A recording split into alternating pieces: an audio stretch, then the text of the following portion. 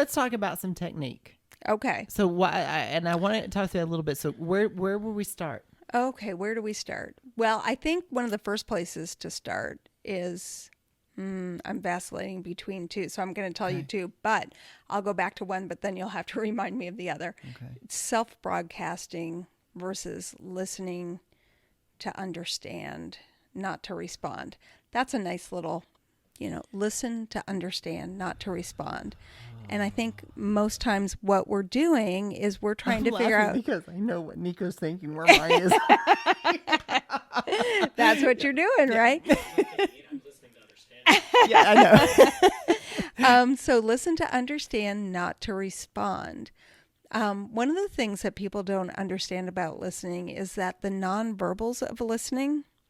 So you're looking at me and you have beautiful eyes, Glenn. Thank you. Really do. Thank and you. You're like laser focused, right? And you think that's good, right? Yeah. There's absolutely no research around the world that supports that any of these listening behaviors actually correlate with what's going on in the brain. So like eye contact? Eye contact. Oh my God, and that's such a thing we teach in interviewing skills. Absolutely. Eye contact, head nodding, body orientation. So those are actually social and cultural norms. They're social norms because that's what you grow up thinking listening is, and that's what you're supposed to do. You probably had parents or elders in your life when you were younger who said, look at me when I'm talking to you, right? Which meant when you listen, you look, you have eye contact. However, there are cultures where eye contact is highly inappropriate and offensive and disrespectful. And so when we travel to other cultures, we don't recognize that eye contact is bad. So we have eye contact, but we come in then as the rude American because we've never stopped to figure out what their nonverbals that surround listening are. Yeah. Another great example. If you mind, how do we do that?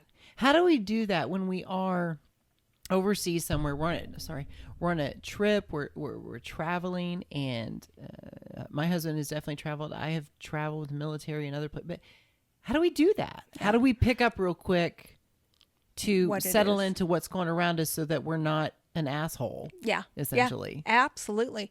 One of the things I do a lot of Googling before I go abroad, what's the culture? What are the behaviors here?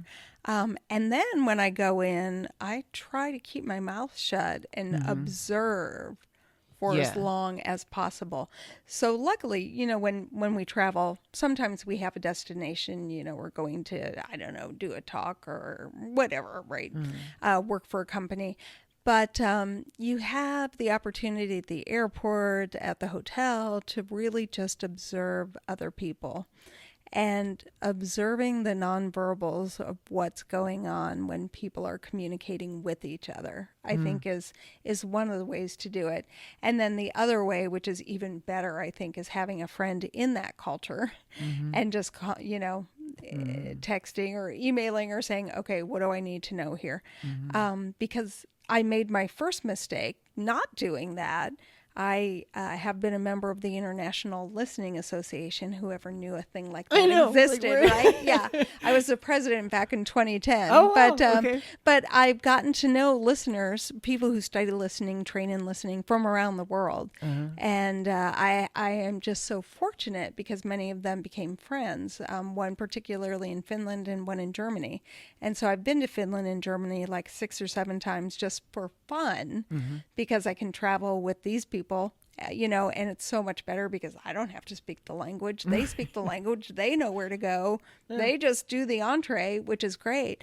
But the first time I went to Finland, before Tuula-Riitta was my friend, I went and I did a talk. And I think this will resonate with you because in the United States, you save like 5-10 minutes at the end of the talk for Q&A, right?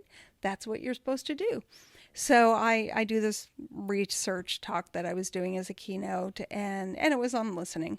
And I'm finished, and I leave 10 minutes, and I'm like, oh, here's a good tip for you. You never say, do you have any questions? Because there are only 2 answers to that. yes and no. And 98% of the time people say no. I don't have any questions, right? So I always say, what questions do you have?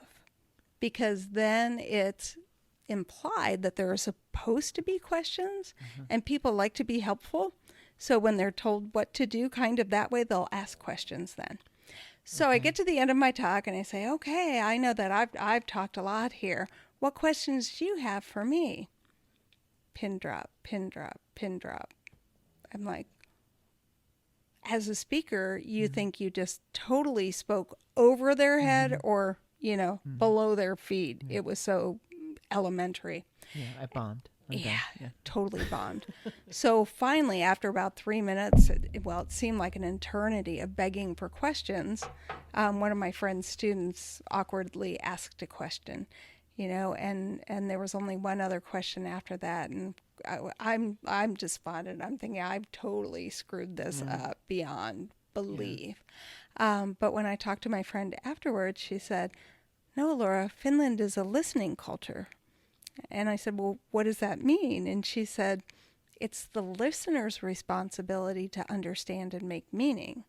If you ask questions, then it's disrespectful to the speaker because you're basically saying that you didn't do a good job. So asking questions of me was disrespectful for them, which is why they were showing me respect by not asking them. But of course, I didn't understand that in the moment. So, if I hear this correctly, it is, well, you did a good job. You gave us everything we needed in the talk, the speech. So, thank you. What more is there to say? You did well. Is that kind of how? Well, that's what it would have been had I made that meaning correctly, right? Had I known that. But of course, I was thinking, this just was so bad. But the respect that's in it, because the respect of the culture is like, no, you did well. We didn't ask questions. You filled all the voids. Yeah. Yeah. Yeah, exactly. But we got the self-broadcasting. So would that because that self-broadcasting would be like, well, before I go back to the self-broadcasting, I want to stay on culture because this is a really important one for one of the explicit tips that I'll give you. So another thing that differs by culture is how much space between speakers. There are cultures, the United States basically has about a half a second between speakers.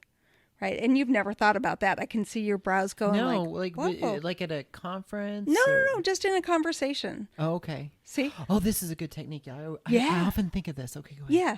Okay, so we usually take about a half a second, and then the next person talks. And even when we're in groups, oftentimes that will happen as well. Okay. But in another culture, there's actually 7 to 8 seconds of silence between speakers. So speaker 1 will speak.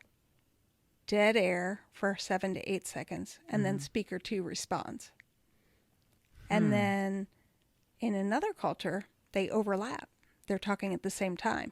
What we call interrupting, right? But they're really talking at the same time. And what's crazy is that the explanation for all three of those is that's how you show respect in that culture.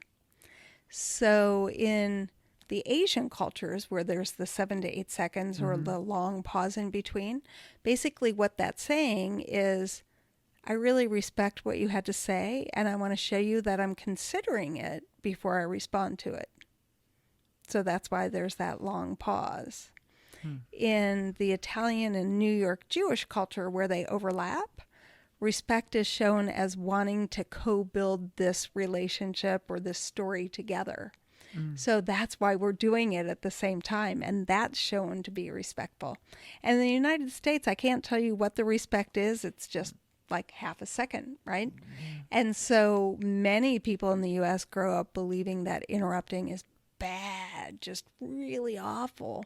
But it's not, because many of us have subgroups of friends where we interrupt all of the time and we don't follow the rules of conversation, right? And it's all okay, right? So they're norms, they're social norms, and we have to be careful with thinking that our social norms are the best for something.